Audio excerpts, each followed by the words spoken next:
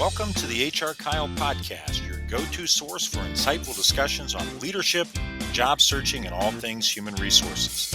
I'm your host, HRKyle, and each week we dive deep into topics relevant to professionals seeking to elevate their careers and organizations. Whether you're a seasoned leader, a job seeker navigating the ever-changing landscape of employment, or an enthusiast looking to stay ahead of the curve, this is the podcast for you. Join me as we explore practical strategies, share expert insights, and engage in meaningful conversations that empower you to succeed in today's dynamic workplace. So, adjust your headphones and let's dive in.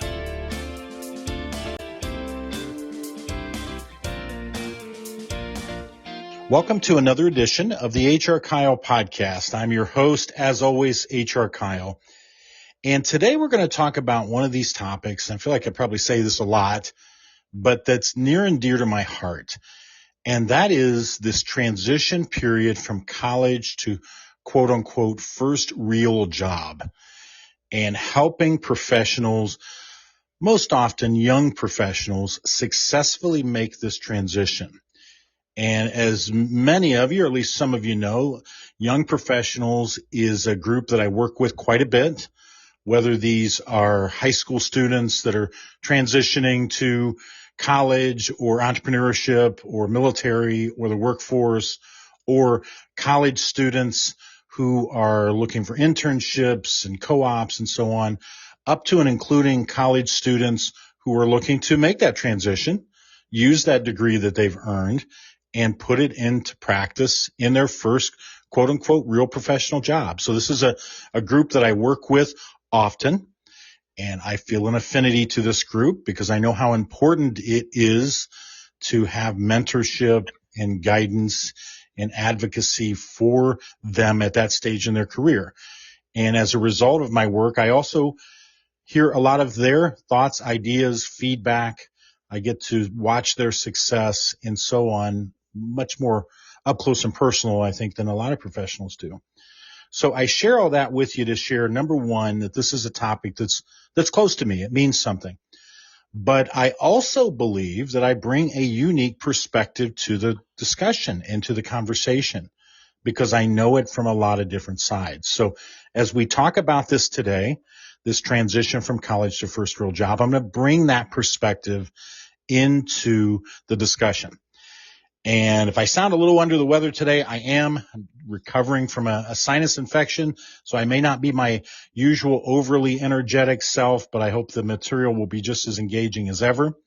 HRKyle Becki will be joining me here after the break to get started. And in segment 2, we're going to have a young professional who earned her degree earlier this year and has transitioned into the nursing field. And she's been working there at a major at a major hospital. And she's been there for a few months, and she's going to share some of the things that she's learned and some of the good, bad, and ugly of making that transition. But I can tell you a lot of it's good because of the steps she put in place before she made the move from graduating college to the workplace. But before we get into all that, let's take a quick break. We'll share with you some of the things that we're up to here at HRKyle, and we'll be right back. Are you a business owner looking to build a thriving team?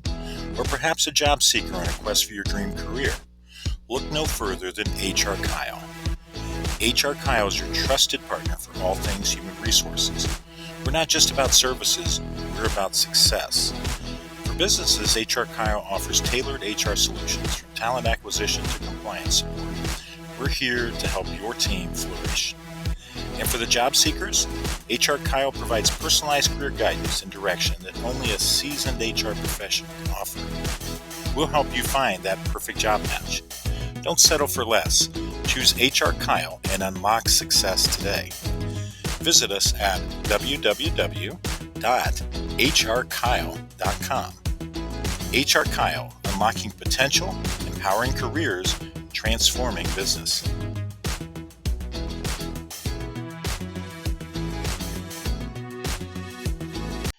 And we're back to segment 1 of the HRKyle podcast. And again, the topic of the day is making the transition from college to first real job and doing that successfully. So we're going to be talking about that in segment 1, Becki and I, and then segment 2, we'll have our guest in. But before we get started, I need to introduce the most important person in the show, and that's HRKyle Becki. Thank you, Kyle. Glad to be back as usual. Well, I'm glad you're here. It always adds a lot to the discussion, especially today where I'm not feeling too well. You're going to carry more of the load, so I'm happy about that also. Okay, so you're going to let me do more of the talking then? Yeah, Is that what you're saying? probably. Yes, Okay. I will let you do that. Well, this is an interesting topic because the first thing I think of is this is October. Why would we talk about this in October? But then instantly I think I graduated in December. So when I did my student teaching, it was during the fall, and then I graduated in December. And military, as you mentioned, they can be out of the military at any time. So this is a perfect topic for any time of the year. Well, Becki, I'm glad you picked up on that because I alluded to our guest successfully making the move from college to first job. And that's one of the things that led to her success. And again, it's going to come out in the interview, but she was preparing in advance for graduation and what it would mean to be in a career versus being a college student. So exactly to your point, you don't want to wait till, okay, I'm graduating here in a week. I better start preparing for what it means. No, you want to be ahead of that. So when the date comes and you're graduating, it's a very natural next step. One day you're a college student, the next day you're new employee at XYZ company. Right. What do you think the biggest challenge is that new graduates face, and how do they overcome that? Well, I think it's a little bit of culture shock. And, this is not a knock against our colleges because I spend time in the college classrooms and I know college professors and I know the work that they invest to put their students into successful positions to be successful in the workplace. But the natural college environment and that structure places the student in a position to where they're a little bit more, and they can be, reliant on the professor and the college program to kind of guide them through. They meet with an advisor, and that person puts them in the classes that they should be in and make sure it's scheduled correctly. And they help them work through that. And the first day that they walk into the classroom in whatever class it is, they're given a syllabus, and that outlines the work that will be covered for the month, the deadlines, the grading, et cetera, et cetera. So in other words, and I wouldn't change this for anything, but that environment is very structured for them. But what they quickly learn is when they graduate, they go into the workplace, and that's not typically what they're walking into. And some of that, obviously, I have a problem with because I think as employers, we have a responsibility to set up some structure for any new hire, not the least of which someone that's graduating and working their first real job. But again, all of that aside, the biggest challenge is going from that very structured environment to where they're told where to be, when to be there, how to be there, what to do, how to be successful. It's very much spelled out for them, literally in black and white, where they're going to go into a lot of workplaces. And you and I know this, and we're long-term professionals. You do not have that type of structure in a lot of workplaces, unfortunately. Right. Well, and that would be a great interview question when they're when they say, "Do you have questions for me?" Ask about what the plan looks like, the first week, the first 30 days, the first 60, 90, so on. What does that look like for you as the employee? Great point. We're taught so often in interviewing prep to be prepared to answer that question for the employer, but you're exactly right. Ask that question of the employer. Okay, what's my first 30, 60, 90 days going to look like? And, the good employer that's prepared for you, that knows what success should look like, they're going to have a good answer for you. The employer that doesn't have an answer for you, that's red flag number 1. Right. Or that we really can't tell you that. Every day looks different. Yeah. That's always a great answer. Oh, I know. And you hear that so often. And it's funny when I hear an employer give that answer and they're all proud of themselves that they've shared something so profound. But really, that's a disgrace to their environment, because someone that's in an onboarding situation, those days should be predictable. We as humans, when we go into new situations, we know scientifically that we're most successful where the environment is initially very predictable, and over time, has a little bit more flexibility to it. Right. We don't Exactly. do well as humans when we go into situations that are totally chaotic. Every day's different. Who knows what you're walking into? Right. People are not typically drawn into those circumstances. They're repulsed by them. Right. Exactly. I know when I first started teaching, there was no mentoring program, and I was literally just thrown in a classroom of second graders and, do whatever you do. Right. So it is very different now. Agreed. And that's why I'm a big fan of mentoring programs for Yes. exactly that reason. Yes, exactly. Well, this next question is close to both of us, networking. Talk about networking in the early stages of your career, or even before you start the career, and what are strategies that new graduates should build? Well, I've got a presentation, a talk, a speech, whatever you want to call it, that I do. And it's rooted in what you're talking about. Life is a team game. We are our most successful. We are our most happy and content when we realize and we lead our lives behind the concept that life is a team game, because we are always reliant, no matter how big or small, on the success of others for our success. Okay, so that's speaking in a very theoretical term. Right. But networking should absolutely begin when you're in school. I think even high school. You're next to people who are going to be in a very short period of time in the workplace, in jobs. They may know people. Their parents may know people. Their parents, the friends of their parents may know people. And you've got all these people that are connected that might be able to be of assistance to you and you be of assistance to them. Right. And I use that too, because I always find that people are more likely and more willing to do something for you if you've helped them first. So yes, there's an old saying, and people probably get tired of hearing it. It's not what you know, it's who you know. And, that's pretty black and white. And it's not quite that black and white. You better know something to get ahead. But I can assure you, I've seen plenty of people that were less skilled, less qualified, less everything get ahead because they were so well connected. Because part of what we know is people like to work with other people that they like and that they feel connected to. Right. So you're going to get job leads and everything else from your network because those people like you and they think you're smart and they've gotten to know you a little bit better. The other thing I will share, and you hear varying figures on this, but there's some significant percentage of jobs that are never posted. You think, right. Well, God, if they're not posted, how'd those people get that job? Well, come on. Yep. They got it because someone knew them, knew the job was available and said, hey, here you go. And I'll tell you what, that's how I recruit. I make no secret about that. I recruit almost exclusively through networking because I'm constantly networking. I'm constantly meeting talented, smart people.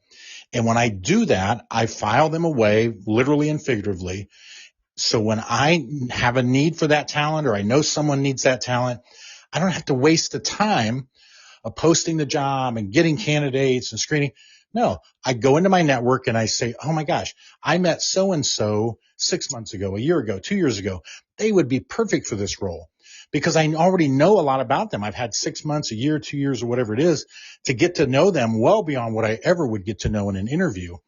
So that networking, that also allows you to show your full self. People get to know you really well.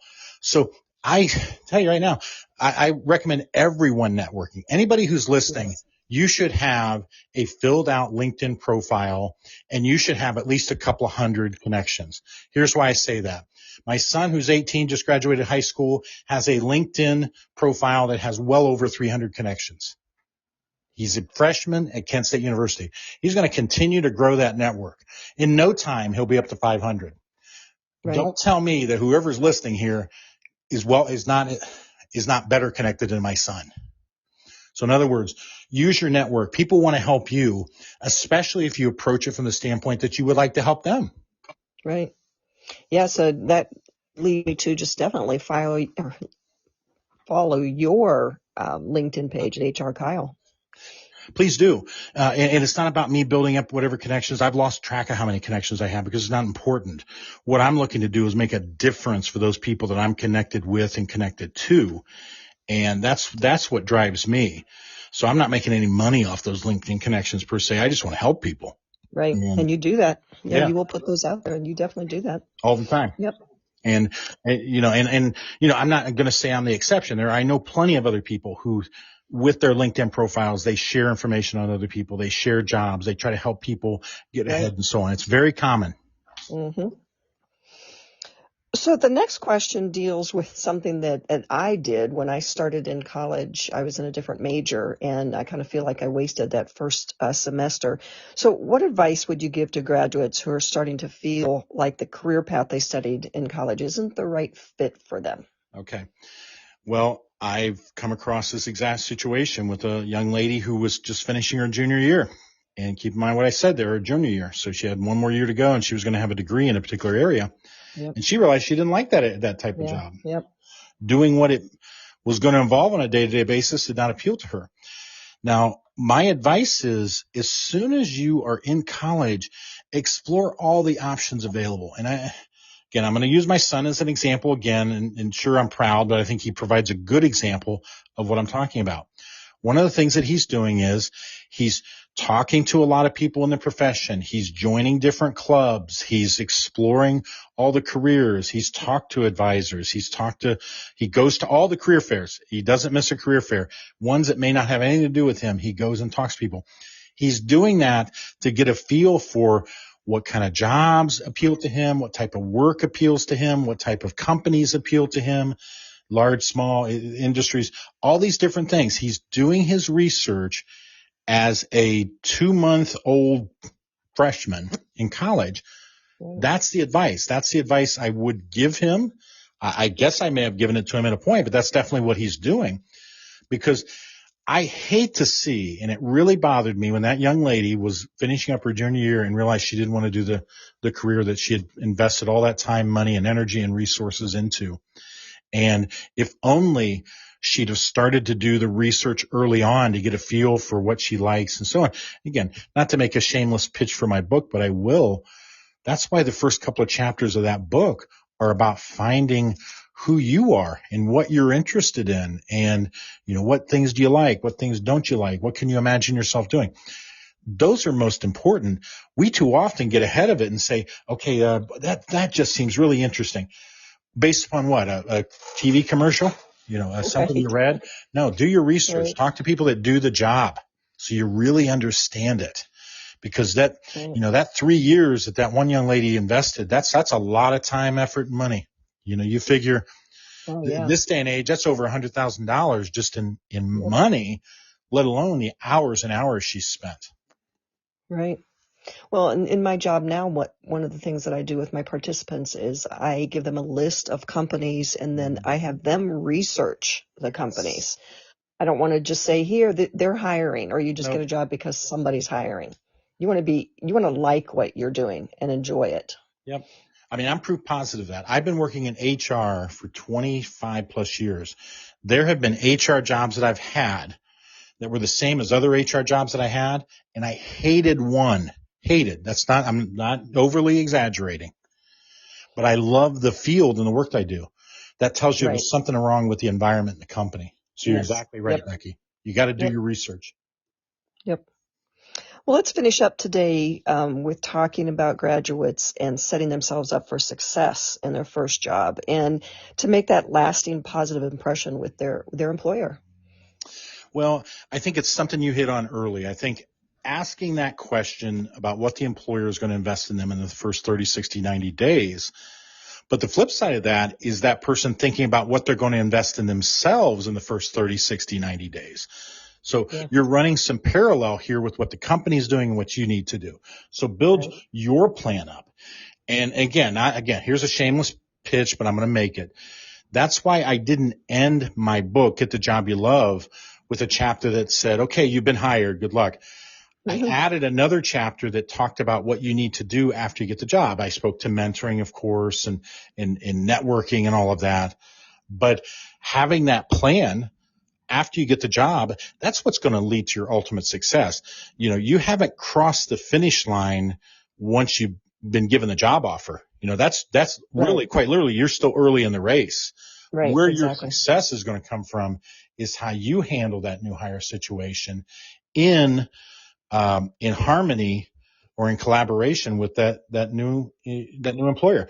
So making your plan, that's how you're going to make a positive impression, going in and saying, okay, here's some things that I would like to do. Here's some things that I think would help me get better. I don't know if there's too many bosses that if you went in and said, hey, here's what some of the things that I would like to focus on the first 90 days to help me be a better employee. I don't think there's a boss out there that's going to say, no, Becki, we'd rather you not try to be better. We want you to do this. Nobody's going to say that, but you're definitely going to impress them if you say, hey, I've got a plan too of how I think I can grow. Right. And I think, which is a whole other topic, that interview, you are interviewing that company just as much as they're interviewing you. So be prepared when you go into that interview, first big job. And you and I both know that. And again, here's a shameless plug, but I guess this is why we do the podcast. When we work with our clients on our career services program, one of the first conversations that we have with them is exactly what you just said.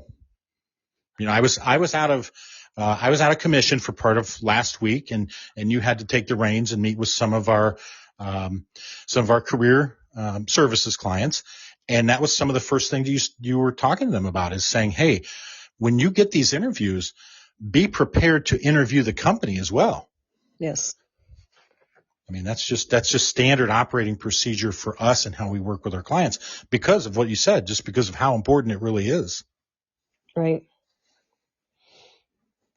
Well, again, great topic, and I always enjoy having conversations with you. Thank you. Yep, I do as well. Thank you, Becki. Thank you for another great discussion. Thank you, folks, for tuning into segment 1. But again, don't go anywhere, because when we get back from this break, we've got a really good interview. This is a young lady who, again, she was at the top of her class in nursing school. She came out of that program. She already had a job waiting. She's been in that job now for a couple of months, and she's going to share some of the things that she learned and all the wonderful things that she did right to put herself in a really successful position to get her career started off. Are you a business owner looking to build a thriving team? Or perhaps a job seeker on a quest for your dream career? Look no further than HRKyle. HRKyle is your trusted partner for all things human resources. We're not just about services, we're about success. For businesses, HRKyle offers tailored HR solutions from talent acquisition to compliance support. We're here to help your team flourish. And for the job seekers, HRKyle provides personalized career guidance and direction that only a seasoned HR professional can offer. We'll help you find that perfect job match. Don't settle for less.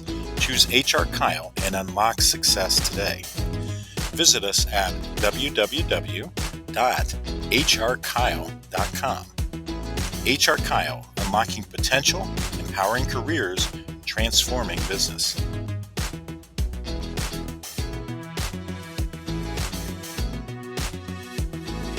Are you stuck in a job you hate? Dreaming of a career that excites you? It's time to turn those dreams into reality with Get the Job You Love by Kyle Patrick Smith, also known as HRKyle. Discover proven strategies to land your dream job, master interviews, and stand out from the crowd. Packed with expert advice and practical tips, Get the Job You Love is your ultimate guide to career success. Available now on Amazon and other online retailers. Don't wait. Start your journey to a fulfilling career today. Get the job you love, because you deserve a job you love. Welcome back to segment 2 of the HRKyle podcast. And of course, I'm your host, HRKyle.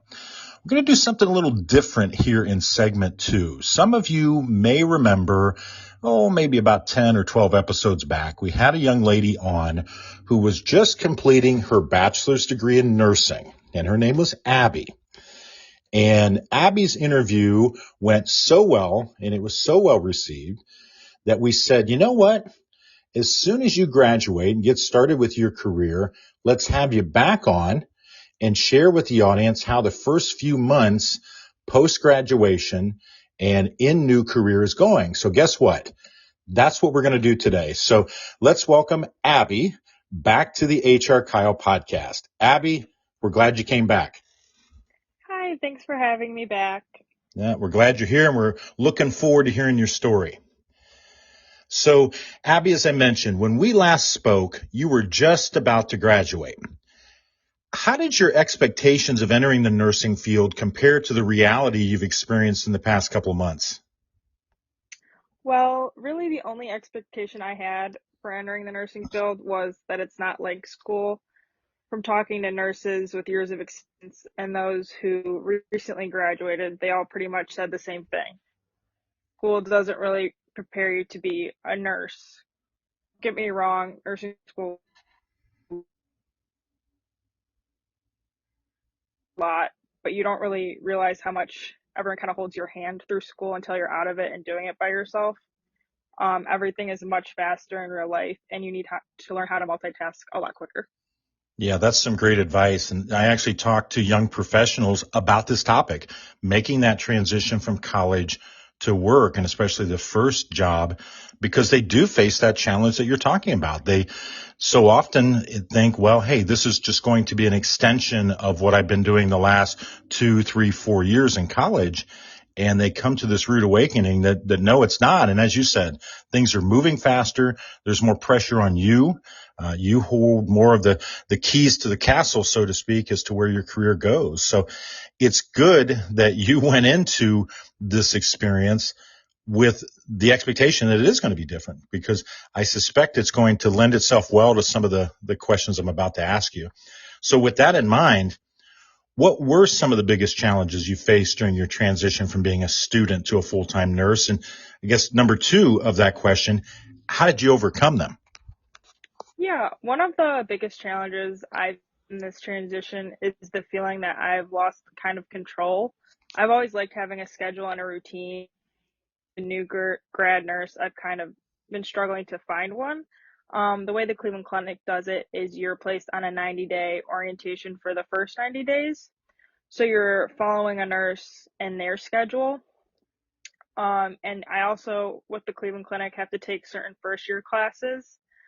So I thought I was getting out of school, but I'm still kind of in it for a little bit. And it's just a lot of kind of being told where and when to work without kind of like choosing the dates that would probably work better for me. I've had to already work on a couple like family birthdays, and like I will be missing holidays. And that was difficult for me to swallow because I like being there. But I also know as I get past the 90 days, I will be able to have some control back to my schedule. And also kind of, I come from a super supportive family who has said that they'll try and move holidays around for me, which made me feel a lot better. And I've also been trying to find things to look forward to on my days off. And I regularly talk or text with friends and family to kind of help me overcome this lack of control. And for a lot of things in my life, music has always helped me as well. Well, I love the wisdom that you're laying on us here. And there's a couple of things that definitely stand out. One, Cleveland Clinic clearly has their act together relative to onboarding new employees, and especially in this case, new nurses, and realizing something that I talk about all the time, and that is that onboarding doesn't stop after day one. And many times I point to that first 90 days as being so critical. And it sounds like absolutely they've got a plan for their new nurses, their new employees for that first 90 days and obviously beyond, to get you acclimated to the environment, to get you to understand the rhythms, so to speak, of the workplace. And what I like too, they're already making an investment in you longer term with training and education and so on. So that definitely stands out to me. And for our listeners out there, that's something to look at and to talk about as you go through the interview process, because your employer or potential future employer should have a plan for you. And if they don't, I would be concerned about that, because as Abby's stating here, that's one of the ways that they've identified, and she's certainly reaping the benefits of it, of properly transitioning her into the workforce and obviously more long-term, making her a success with your organization. And the other thing too, Abby, that has always stood out with me or to me with you is good self-awareness. And you mentioned there, having that need for control, that's something that's important to you, and recognizing that quality in yourself and working around that. So still making sure that the work and the life and how that balances out fits that important need that you have, again, to be in control. So that definitely stood out in your answer. Now, pivoting a little bit, nursing can be demanding, right? Especially for someone new to the field. You're living that. How have you managed your work-life balance so far, and what strategies have you found effective? Well, it's definitely been helpful that I still live at home with my parents, sisters, although both of them will be leaving for college soon. But just being around people has helped my work-life balance. On days I do have to go into work and work 12 hours for to a dinner that my parents have made, and kind of just being with like the family, and they'll sit with me as I eat my dinner and we'll like kind of watch TV and decompress a little bit. So that's kind of helped me just kind of separate work from life. And on my days off, I still try to find some time to write. And every day when I leave work, I listen to the same playlist as I drive home. And that kind of helps me leave the tension and the stresses of work in the car before I get home. But I do think I am still struggling a little bit to trying to keep a healthy balance, just trying to navigate my schedule so far. Once I'm off orientation, I'll be doing 2 weeks of day shift and 2 weeks night shift. So I really don't know what night shift looks like yet, and I will figure that out towards the end of this month. But I think as I just keep getting in the groove of things, I'll be able to find that balance and maintain it a little easier. Yeah, it definitely sounds like that, because for the simple reason that you have great self-awareness, as I've talked about, and you're committed to it. I think so often, and I've been guilty of this too, that we lose sight of the importance of the work-life balance and nurturing our soul. And as a result, once we lose sight of it, we tend to slip a little bit, and that can come back to bite us. So the fact that you've got the self-awareness, that you're making the work-life balance a priority, I think are definitely playing in your favor. And the other thing that rings through loud and clear, and it did when we were talking as a student, having that support network around you, and what I call scaffolding, that are positive and can help you get into and stay in a positive space. And in your case, it's your parents and your family. In other people's case, it may be friends and coworkers, but either way, realizing and understanding the importance of having that support network around you, because you are going to need it. You can't do this on your own. And you're very fortunate, and I know you appreciate the fact that you do have the family to support you on this. So we talked a little bit about the training that you're receiving through Cleveland Clinic and getting you up to speed, and how what you're doing now so often from an environmental standpoint, at least, looks very different from college. But how well do you feel your college education prepared you for your current role? And secondly, were there any specific skills or experience from your time in school that you've been particularly valuable? Well, it definitely helped expand knowledge, to be prepared for my role as an RN. School helped me learn a lot of disease processes and most used medicines. Although in very vast amount of information that no one can remember it all, it's kind of impossible. But it's nice that it still provides some foundation for the real world. And I think that last year of school, when I was with my preceptor as part of my clinicals, was really valuable, because it's the closest thing school can get to giving you the actual thing. It was, however, a little different because I did my preceptorship at the Wexner Medical Center in the Heart Hospital, the Ross, and they aren't having quite the caseload as the main campus of the Cleveland Clinic does. But it was nice to have kind of a taste of what the workflow was like, even though I feel like now working at the Cleveland Clinic, it's definitely a lot more faster pace and there's a higher turnover. But school in general just helped me become more organized and be able to handle the real life work caseload. A wonderful answer. And I think there's a message here as well. And it's one that I speak about often, especially to college students. And that is getting as much of that real, quote unquote, real world experience as you can, whether that's in your case, a preceptor or a co-op or an internship.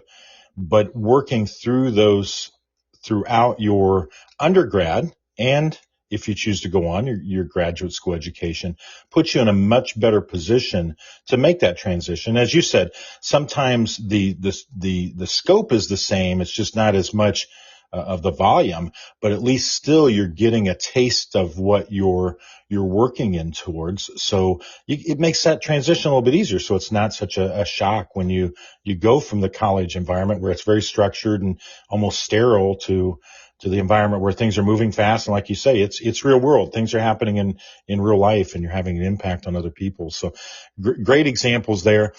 So Abby, just to wrap up our discussion today and bring us home on this one, for those who are about to graduate or they've recently graduated and they're entering their first professional roles, what advice would you give based on your own experiences over the past few months?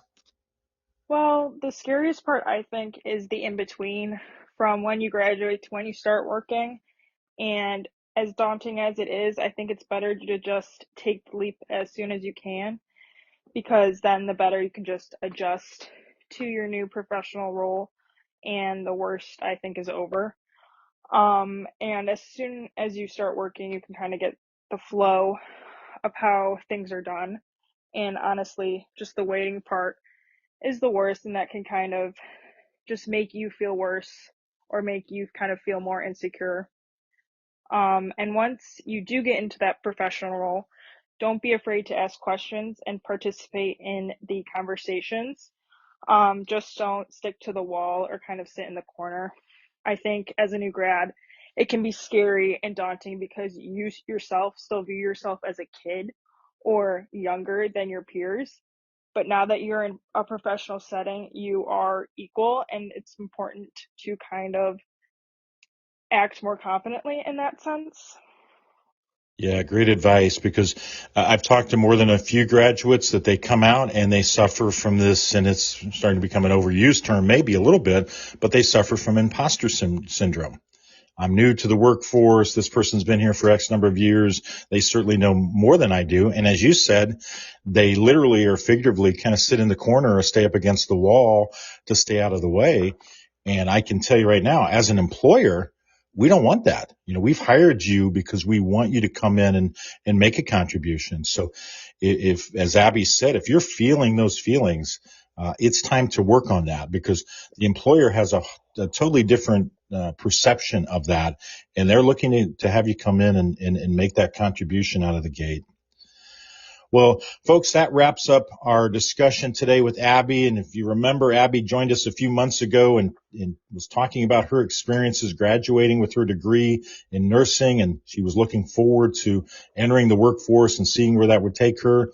So here we are. We fast forward a couple of months and we're here. Abby's been working at the Cleveland Clinic now for a couple of months, and she's definitely thriving. I know she will probably not agree with me on that. She's a little modest, but I can tell you right now, based on what she shared and what I know about her in the limited time that we've talked, I know that she's thriving. So Abby, I want to thank you for coming back and joining us and answering these questions and sharing your wisdom and experience with the audience. And I can tell you we've definitely benefited from it. And I think at this point, we'll have to look at another visit sometime down the road as you've gotten a little bit further along in your career. But thank you for joining us today. Yes, thank you. Always happy to be a guest on here, and I will for sure be coming back. Wonderful. Thank you. And folks, I want to thank you as well for joining us for yet another edition of the HRKyle Podcast. We're so glad you tuned in. Remember, if you're not following us and liking these episodes, we sure would appreciate it if you did. That's a big support to us. Plus, it allows you to keep track of what we're up to in upcoming episodes. So please take the time to like and follow us. Otherwise, I just have one other thing to say. Stay focused, stay grounded, and stay tuned.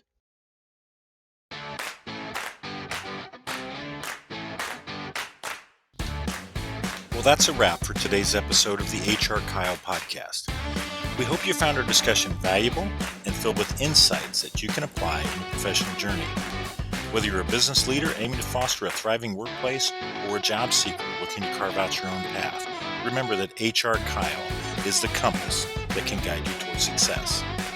If you enjoyed this episode, don't forget to subscribe, rate, and share it with your network. We're committed to being your trusted source for HR wisdom, and we look forward to having you back with us for our next episode. Remember, in the world of HR and professional growth, there's always room for progress. Be sure to visit our website at HRKyle.com. That's HRKyle.com to learn more about how we can help you meet your business and professional goals. So until next time, this is HR Kyle signing off. Stay motivated, stay informed, and keep reaching for those career goals. Music provided by bensound.com. That's bensound.com.